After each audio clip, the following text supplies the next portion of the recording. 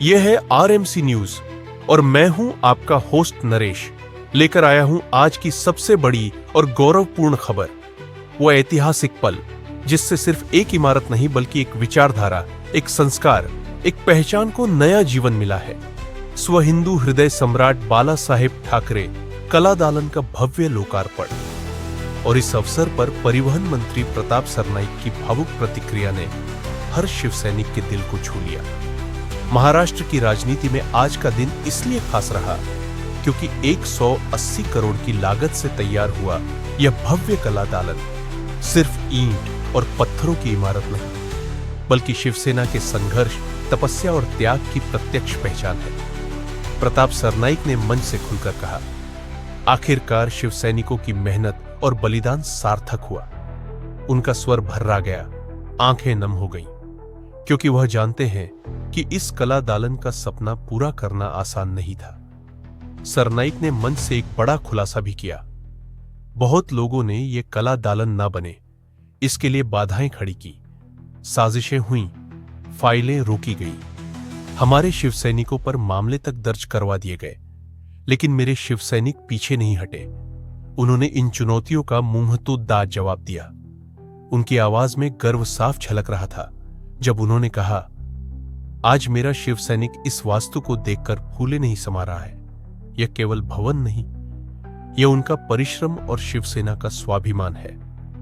प्रताप सरनाईक ने सभी शिव सैनिकों से अपील भी की कि वे इस ऐतिहासिक और अनोखे कला दालन को जरूर देखने आए। उन्होंने ठाकरे परिवार का भी आह्वान किया। ठाकरे परिवार को भी आकर यहां देखना चाहिए। यह वह धरोहर है जो शिवसेना की जड़ों से सीधी जुड़ी है। यह कला दालन पूरे देश में अपनी तरह का पहला केंद्र है जो पूरी तरह स्व हिंदू हृदय सम्राट बाला साहेब ठाकरे की विचारधारा, उनकी रचनाओं और उनके व्यक्तित्व पर आधारित है। यही वजह है कि इसका उद्घाटन सिर्फ एक समारोह नहीं बल्कि एक सांस्कृतिक और राजनीतिक संदेश बन गया है। सरनाईक ने मुख्यमंत्री एकनाथ शिंदे की भूमिका का भी खुलकर उल्लेख किया। उन्होंने कहा, बाला साहेब ठाकरे की विचारधारा को आगे ले जाने का कार्य आज एकनाथ शिंदे कर रहे हैं और यही सीख सबको लेनी चाहिए। भावनाओं से भरी आवाज में सरनाईक ने अंत में कहा, आज सही मायनों में मेरा जीवन सफल हुआ है। जो किसी को नहीं जचा वो एकनाथ शिंदे जी के सहकार और उनके शिव सैनिकों ने करके दिखाया। महाराष्ट्र की राजनीति में यह सिर्फ एक लोकार्पण नहीं बल्कि एक ऐतिहासिक घोषणा है। शिवसेना की विरासत जिंदा है और ठाकरे विचारधारा आज भी उतनी ही तेज, उतनी ही प्रभावी है। यह था एक बड़ा और अहम अपडेट। मैं हूं आपका होस्ट नरेश और आप देख रहे हैं आरएमसी न्यूज। हमारे जो हुतात्माओं ने अपने जान की परवाह नहीं करते हुए यहाँ पे बलिदान दिया, वो 107 हुतात्मा यही हुतात्मा चौक पे हम उनका हुतात्मा दिन हमेशा मनाते हैं। वहाँ से आते आते हम ये दादर के खांडके बिल्डिंग जो है कबूतर खाने के पास भवानी शंकर रोड, वहाँ पे जाते हैं जहाँ पे शिवसेना का जन्म हुआ। मातोश्री में रहने से पहले आदरणीय शिवसेना प्रमुख का पूरा परिवार जो है वो दादर में ही रहता था, शिवाजी मंदिर के पास। और उस परिसर में पूरी जो हमारे मराठी में कहते हैं चळवळ जो है, संगठन की ताकत है, वो वहाँ से शुरुआत हो गई। हमने दिखाया कि मराठी जो मुंबई का है वो किस तरह से रहता था, किस तरह से उसका रहन चलन था, किस तरह से उसके सवाल जवाब थे, किस तरह से उनका अपनापन था आपस में। तो ये दिखाने की यहाँ पे कोशिश कर दी है और इस माध्यम से सभी ये दादर की चाल आपको दिख रही है। मेरे पिताजी उस वक्त दादर के कबूतर खाने के पास रहते थे और हमारे दैनिक मराठा नाम का एक न्यूज़पेपर था जिनके अत्रे जो थे, प्रहलाद केशव अत्रे, उसके मालक थे मराठा के। और उस वक्त मेरे पिताजी वहाँ पे ये काम करते थे और प्रूफ रीडर के तौर पे काम करते करते वो एक प्रिंटिंग प्रेस यहाँ पे दिखाई है जो यहाँ पे एक पूरा प्लेट रहता था। वो प्लेट में जो ग्रामर मिस्टेक नहीं होनी चाहिए क्योंकि पेपर बाहर निकलता था, तो इसमें प्रूफ रीडर के तौर पे वो प्रिंट मारते थे। वहाँ पे कुछ गलतियाँ रहेगी थी तो सुधारते थे। बाला साहब ठाकरे जी कार्टूनिस्ट के तौर पे वहाँ पे करते थे, वो कार्टून निर्माण करते थे। उस वक्त कार्टून को बहुत बड़ा वहाँ पे प्रतिसाद लोगों का मिलता था। मुझे जो कहना है मैं जवाबी तौर पे नहीं कहता था, मैं कार्टून के माध्यम से दिखा सकता था मुझे क्या करना है और सामने वाले जो है वो किस तरह से दिखते हैं, तो कार्टून को प्रतिसाद बहुत सारा मिलता था। शिवसेना की स्थापना हो गई और शिवसेना की स्थापना होने के बाद शिवसेना का शाखा प्रमुख ऐसे खुर्ची पे बैठता था, लकड़ी की वो खुर्चियाँ होती थी, वहाँ पे तोंड वाजून न्याय मिळत नसेल तर तोंडात वाजून न्याय मिळवा, पण न्याय मिळालाच पाहिजे, ये भाषा शिवसेना प्रमुख की थी। एकजुटीने राहा, जातीपातीचे वाद गाडून मराठी माणसाची जी भक्कम एकजूट आहे ती कायम ठेवा, तुमच्याकडे आत्मविश्वास असेल तर जगाच्या पाठीवर तुम्ही कुठेही जा, तुम्हाला मरण नाही। जीवनात एकदा निर्णय घेतला की मागे फिरू नका, कारण मागे फिरणारे इतिहास रचू शकत नाही। जसं सलमान खानचा आत्ताचा डायलॉग आहे, बाळासाहेबांचा तेव्हाचा डायलॉग होता की मैं अगर एक बार सुन ली तो मैं अपने आप के भी नहीं सुनता हूँ, हे बाळासाहेबांचे विचार होते। Commitment means commitment. बाळासाहेबांचं ऑफिस आहे, तोंड वाजून न्याय मिळत नसेल तर तोंडात वाजून न्याय मिळवा, ह्या सगळ्या गोष्टी ज्या आहेत ह्या गोष्टी जीवनात एकदा निर्णय घेतला की मागे फिरू नका वगैरे हे सांगण्याची हिम्मत बाळासाहेबांची होती। दादरचा शिवाजी पार्क, दादर के शिवाजी पार्क में ये ऐसा सभा होता था, लाखों जन समुदाय होता था और चकोर नाम का जो एक माइक सिस्टम जिसकी रहती थी, साउंड सिस्टम, जिधर इंदिरा गांधी जी का भी भाषण होता था और चकोर दिखता था, वो वहाँ पे चीज़ें हमने दिखाने की कोशिश की।